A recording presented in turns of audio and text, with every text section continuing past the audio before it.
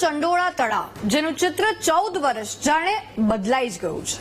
ગુનાખોરી, આતંકના અડ્ડા અને આરોપીના રહેઠાણ સુધીની અહીં ગેરકાયદે પ્રવૃત્તિઓ ધમધમતી હતી. લલ્લા બિહારી અને તેની ગેંગે બિહારથી રૂપિયા કમાવાની ટ્રીક શીખી ચંડોળામાં પોતાનું સામ્રાજ્ય સ્થાપ્યું. પરંતુ હવે તે ચંડોળા દબાણથી મુક્ત થઈ ગયું છે. મિની બાંગ્લાદેશને ઉખાડી ફેંક્યું છે. સતત બીજા દિવસે પણ ડેમોલેશનની ચંડોળામાં કાર્યવાહી ચાલી. કેવી રીતે દાદાના બુલડોઝર ચંડોળા પર ફરી રહ્યા છે, આવો બતાવીએ.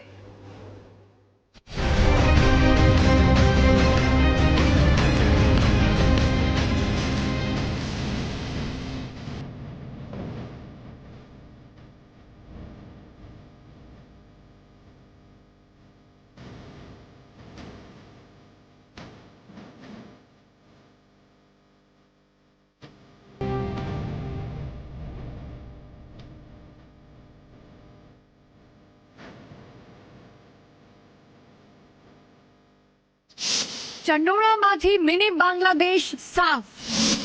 લલ્લા બિહારીનું સામ્રાજ્ય થયું ધ્વસ્ત. હવે બદલાશે ચંડોળાની તસવીર.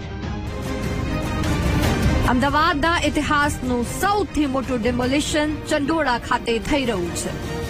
30 એપ્રિલે બીજા દિવસે દાણી લીમડા તરફના ભાગથી શરૂ કરાઈ હતી કામગીરી. આ દરમિયાન કેટલાક લોકો જાતે જ મકાન ખાલી કરતા જોવા મળ્યા, તો કેટલાક લોકોએ હોબાળો મચાવ્યો હતો. પરંતુ એક પણ દબાણકારોનું સાંભળવામાં ન આવ્યું અને દાદાના બુલડોઝર પણ રોકાયા ન હતા. અને પહેલા પાકા મકાન તોડ્યા, પછી તેની પાછળ રહેલી ઝૂંપડપટ્ટી. જે ચંડોળામાં લોકોને ડર લાગતો હતો, તે ચંડોળા હવે કાટમાળમાં ફેરવાઈ ગયું છે. 2000 બાંગ્લાદેશીના ઝૂંપડા કરાયા ધ્વસ્ત. 1 લાખ સ્ક્વેર મીટર જમીન કરાઈ ખુલ્લી. આ ડેમોલિશનની શરૂઆતમાં અમદાવાદ મ્યુનિસિપલ કોર્પોરેશન દ્વારા ગેરકાયદેસર પ્રવૃત્તિમાં સંકળાયેલા લલ્લા બિહારીના ફાર્મ હાઉસ ખાતે અંદાજે 150 ગેરકાયદે દબાણ દૂર કરવામાં આવ્યા હતા. ત્યારબાદ અમદાવાદ મ્યુનિસિપલ કોર્પોરેશને નાના ચંડોળા તળાવમાં આવેલા અંદાજિત 2000 બાંગ્લાદેશી નાગરિકોએ બનાવેલા કાચા પાકા ઝૂંપડા દૂર કર્યા હતા. આમ અંદાજે 1 લાખ ચોરસ મીટર દબાણયુક્ત તળાવનો ભાગ ખુલ્લો કરવામાં આવ્યો છે અને હજુ પણ સતત ડિમોલિશનની કામગીરી યથાવત રાખવામાં આવશે. અને આ કામગીરી ત્યાં સુધી ચાલશે જ્યાં સુધી ચંડોળાની આસપાસ એક પણ ગેરકાયદે ઝૂંપડું કે મકાન ઊભું હશે.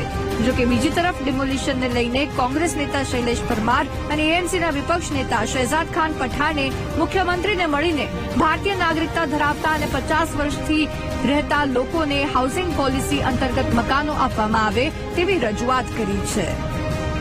શહેજાદ ખાન પઠાણ હોય કે હું, અમે લેખિતમાં જાણ કરી છે કે આ લલ્લા બિહારી દ્વારા ઇનલીગલી બાંધકામો થઈ રહ્યા છે, મોટા પ્રમાણમાં કબજો કરી દેવામાં આવ્યો છે, ઇનલીગલી પ્રવૃત્તિ ચાલે છે. પોલીસ કેમ તે વખતે જાગી ના અને અત્યારે કેમ જાગી?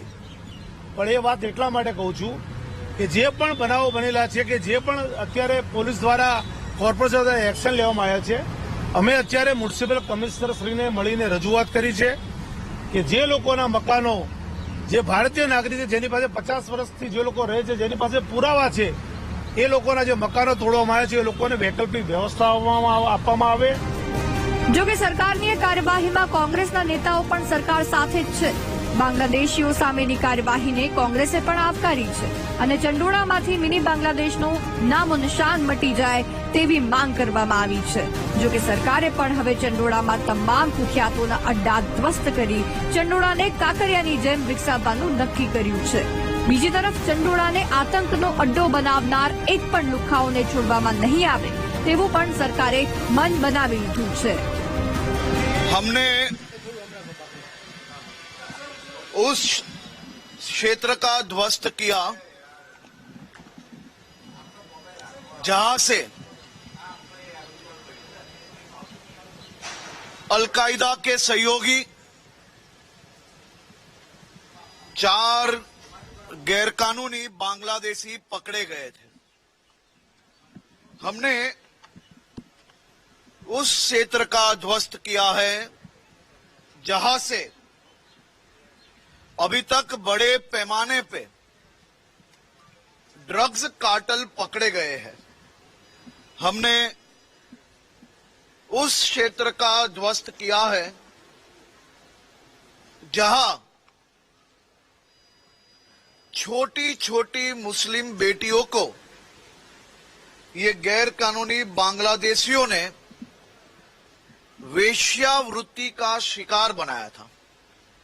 हमने उस क्षेत्र का ध्वस्त किया है जहां से बड़े पैमाने पे गैरकानूनी बांग्लादेशियों को पकड़ा गया है।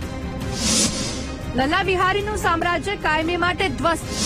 લલ્લાનો દીકરો ફતેહ મોહમ્મદ પણ ઝડપાયો. હવે બાપ દીકરાના ધંધાઓ પરથી ઉઠશે પડદો.